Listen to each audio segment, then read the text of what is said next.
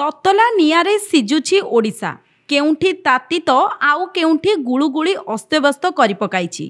पश्चिम ओडिशा समेत दक्षिण और आभ्यंतरीण ओडिशार अधिकांश सहर में आकाशरू निआ वर्षा हेउछि।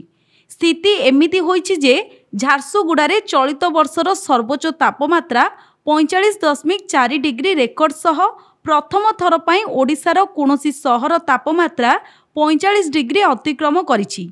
झारसुगुड़ा देशर द्वितीय उत्तप्त सहर में परिणत होइछि। महाराष्ट्र चंद्रपुर रे आज दिनर तापमात्रा 45.6 डिग्री रहिबा सह देशर उत्तप्त सहर पालटिथिबा भारतीय पाणीपाग विभाग पक्षरु सूचना मिलिछि। तेबे जरूरी काम नथिले बाहरकू बाहरंतु नाही।